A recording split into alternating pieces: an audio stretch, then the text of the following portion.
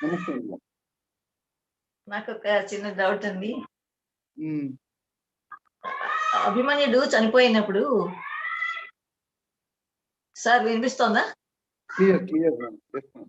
అభిమన్యుడు చనిపోయినప్పుడు అర్జునుడిని కృష్ణుడు అక్కడ తీసుకెళ్తే అభిమన్యుడు నీకు నాకు ఏం సంబంధం లేదు అని చెప్తారు కదా. అవునండి. మరి ఇప్పుడు మన మెంబర్స్ అందరూ ఈ హాస్టల్ డ్రైవర్ లో వెళ్ళి చనిపోయిన వాళ్ళ అందరినీ ఎలా కలుసుకుంటున్నారు, వాళ్ళు ఎలా మాట్లాడుతున్నారు అని ఎస్, మంచి క్వశ్చన్ అడిగారు. ఓకే, సో అభిమన్యుడు అర్జునుడి కొడుకు కదా. అర్జునుడి కొడుకు. జనరల్ గా కొడుకులు అలాంటి వాళ్ళు కొంచెం ఎక్కువగా అంటే ఇంకోటి అభిమన్యుడు ఎన్లైటెడ్ మాస్టర్.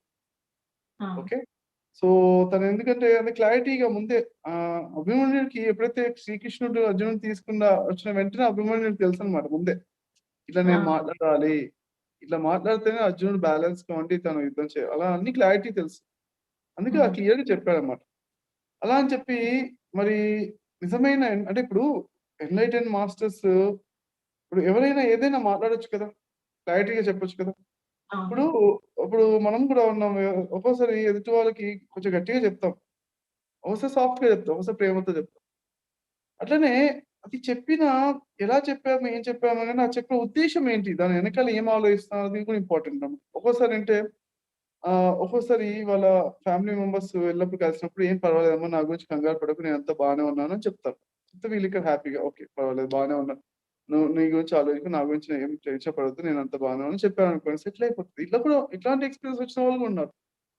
ఆ రోజు శ్రీకృష్ణుడు వాళ్ళు అర్జునుడిని తీసుకెళ్ళినప్పుడు ఆయనకి ఆ ఎక్స్పీరియన్స్ ఇచ్చిన ఎంత నిజమో ఇప్పుడు ఈ రోజున కూడా ఇక్కడ వీళ్ళకి వచ్చిన ఎక్స్పీరియన్సెస్ అంతే నిజము. కాకపోతే డిఫరెంట్ ఎక్స్పీరియన్స్ ఉండొచ్చు. ఫైనల్ గా రిజల్ట్ ఏమొస్తుంది, వీళ్ళు సాంత్వన పడుతున్నారు, ఓకే బ్యాలెన్స్ అవుతున్నారు, ఓకే ఏదో విధంగా. ఒకటేంటి కొంతమంది ఓకే నాకు అంటే రిలేషన్షిప్స్ ఏం లేవా, నేను కంగారు పడతా డిటాచ్మెంట్ లో ఉండాలని నేర్చుకుని, లేకపోతే పర్వాలేదు మా అమ్మ కానీ మా తాతలు కానీ వాళ్ళు బాగానే ఉన్నారు, నేనేం టెన్షన్ పడాల్సిన అవసరం లేదు అని ఒక ఒక ఒక రిలాక్సేషన్ ఉండొచ్చు. ఏదో ఒక విధంగా బ్యాలెన్స్ అవ్వడం ఇంపార్టెంట్ అన్నమాట. మనం ఇక్కడ పనులు కరెక్ట్ గా చేసుకోవడం ఇంపార్టెంట్. ఓకే, అలా అదొకటి. ఇంకా అంటే అవన్నీ వస్తే గానీ మనకు అసలు ట్రావెల్ ఎక్స్పీరియన్స్ వస్తే గానీ అవి నమ్మడానికి లేదనమాట. మనకు వచ్చినప్పుడు మనకు కూడా అవి ఇప్పుడు ఫర్ ఎగ్జాంపుల్ మా ఫ్రెండ్ ఒకతను ఉన్నాడు. నేను అతన్ని అడిగా అనమాట. వాళ్ళ అమ్మ చనిపోయిన తర్వాత 1.5 year వరకు బెంగ పెట్టుకుని నంది పడుతూ 15 కిలోలు వెయిట్ తగ్గాడనమాట. అమెరికాలో ఉన్న నా మిత్రుడు సాఫ్ట్‌వేర్ ఇంజినీర్. 15 కిలోలు వెయిట్ తగ్గాడంటే ఒక 25 సంవత్సరాల వయసులో ఉన్న వ్యక్తి అంత వెయిట్ తగ్గాడు. ఎందుకు? నంది పడతా టెన్షన్ పడ్డాడనమాట. అయితే నేను అడిగాను అనమాట. మరి ఏంటి అనుపమ్ అతని పేరు. అనుపమ్ నీకు అమ్మగారు ఎప్పుడు కలలోకి రాలేదా అని అడిగారు. అదన్న కలలోకి వస్తే ఏంటి గొప్ప విషయం ఏంటి? కలనే కదా అన్నాడన్నమాట. కల ఇంపార్టెన్స్ ఇవ్వలేదు తను. అంటే అది రావడము కల లోపల వచ్చినా పట్టించుకోలేదు అతను. కల చిన్న కల లోపల వచ్చింది పట్టించుకోలేవారు.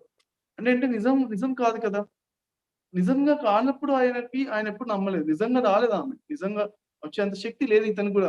ఆమె దగ్గరికెళ్ళే శక్తి గాని, ఆమె చూసే శక్తి గాని లేదు. వేరే లోకాలకెళ్ళి లేదు. నిజంగా అయిన వాళ్ళు చెప్తారు.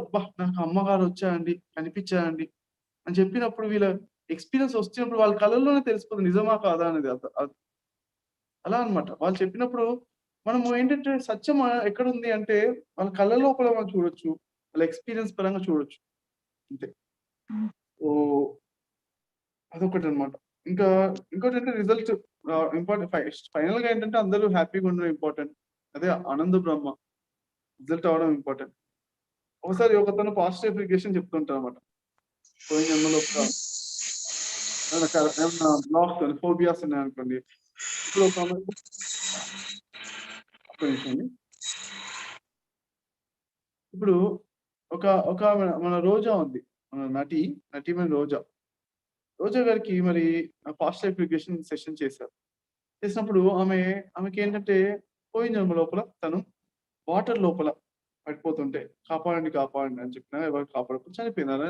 మునిగి చనిపోయింది. ఈ జన్మలో ఏంటంటే ఆమెకి ఊరికే గ్లాస్ వాటర్ చూడగానే కూడా భయం అన్నమాట. అమ్మ బాబోయ్! ఈ గ్లాస్ వాటర్ అయిపోతదేమో అని. గ్లాస్‌లో వాటర్ తాగితే అది ఎందుకు భయం ఎందుకు? లేదు చెరువు చూస్తే భయం అంటే ఒక చెరువులో పడిపోతారేమో భయం అంటే అనుకోవచ్చు. గ్లాస్‌లో వాటర్ ఇచ్చినా గాని భయపడతాను. అటువంటి భయం అనేది ఎందుకు వచ్చిందంటే పోయిన జన్మలో ఆ ఎక్స్‌పీరియన్స్ ఉంది. పోయిన జన్మలో ఆమె మునిగి చనిపోయింది కాబట్టి అలా ఇప్పుడు ఈ జన్మలో ఆ భయం వచ్చింది. ఆ భయం ఆ పాస్ట్ లైఫ్ రిగ్రెషన్ ఎప్పుడైతే చేసామో ఆమె నమ్మిందనుకో, అదే పాస్ట్ లైఫ్ రిగ్రెషన్ అయింది. నాకు పోయిన జన్మలో అలా ఉంది కాబట్టి ఇక్కడ ఇంత భయం వచ్చిందా చిన్నప్పటి నుంచి.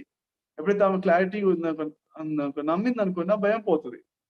నమ్మకపోతే లేదు పాస్ట్ లైఫ్ రిగ్రెషన్ లేదంతా సుత్తి అనంటే పోకపోవచ్చు భయం. అందుకే కొన్ని పాజిటివ్ విషయాలు చాలా జాగ్రత్తగా పాజిటివ్ ఉన్న విషయాలు నమ్మాలి. నెగెటివ్ ఉన్న విషయాలు వదిలేయాలి మనం. మనకు ఏవి పనికొస్తున్నాయో చూసుకోవాలి. నమ్మితే మంచిదే. ఏవి పనికి రావట్లేదు అనవసరమైనవి ఉంటే వదిలేస్తే మంచిదే. అలా చాలా జాగ్రత్త మనం ఎప్పుడైతే వివేకానంద చెప్పిన సెంటెన్స్ పట్టించుకోవాలన్నమాట. ఏంటంటే reject the weakness as poison. ఎక్కడైతే మనం పడుతున్నామో అది విషంలాగా వదిలేయాలి. విషం మనం తీసుకోం గదా! అలా బలహీనతను ఎందుకు తీసుకోవాలి? అలానే స్ట్రెంగ్త్‌గా ఉండాలన్నమాట. ఎప్పుడు ఎంత వీలైనంత స్ట్రెంగ్త్‌గా శక్తివంతంగా ఉండాలన్నమాట. ప్రతిసారి అంటారు ఒక ఆటమ్ బాంబ్ వేస్తే లేదా శక్తివంతంగా పేలుతుంది. అలా శక్తివంతంగా మనం ఎప్పుడు ఉండాలి. ఒక బాంబులా ఉండాలంటారు ప్రతిసారి. ఓకేనా? థాంక్ యూ అండి.